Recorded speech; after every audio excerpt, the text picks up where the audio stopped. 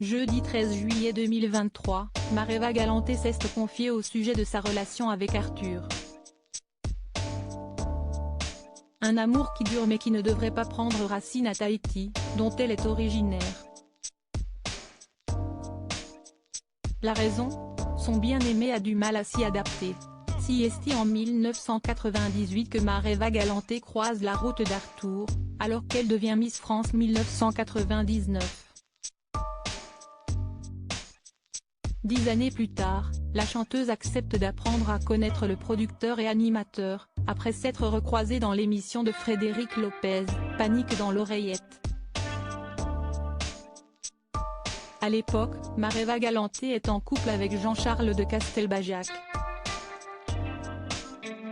4 ans plus tard, elle le quitte pour débuter une histoire d'amour avec Arthur. 3 ans plus tard, en 2015, les amoureux donnent naissance à une petite Manava. À l'époque de l'émission, je n'aurais jamais imaginé qu'elle allait devenir ma femme, s'était souvenu Arthur dans 50 Inside, quelques années plus tard.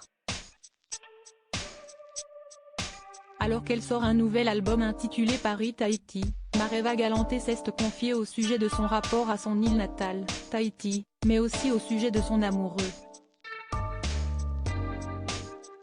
Pour elle, cet album est l'occasion de renouer avec son enfance merveilleuse sur cette île. Un jour, Elena m'a fait raconter mon enfance à Tahiti et elle a trouvé ça tellement onirique qu'elle a dit « Il faudrait en faire des chansons ».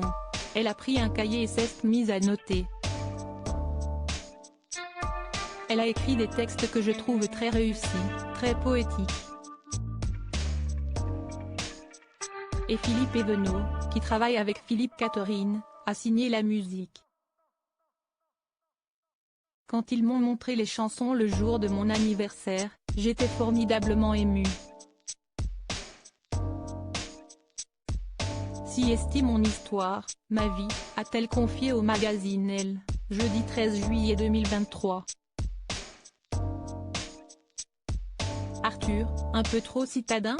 Si elle y retourne moins une fois par an l'été, pour y rester au minimum un mois et demi, elle a bien du mal à convaincre Arthur de rester plus longtemps.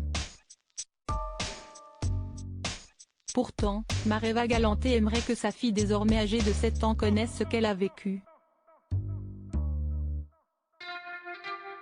Mais voilà, le producteur télé a plus de mal à se faire à la vie locale. Heureusement, il peut compter sur Mareva Galanté pour faire preuve de compréhension. Ce lieu n'est pas celui de son enfance, il n'a pas reçu la même éducation que moi. La vie sur l'île est à l'opposé de ce qu'il connaît. Il a grandi dans le béton, il a besoin du bruit de la ville, de la circulation, de la pollution. Jusqu'au moment où, à Tahiti, il se laisse charmer et emporter par cette douceur de vivre.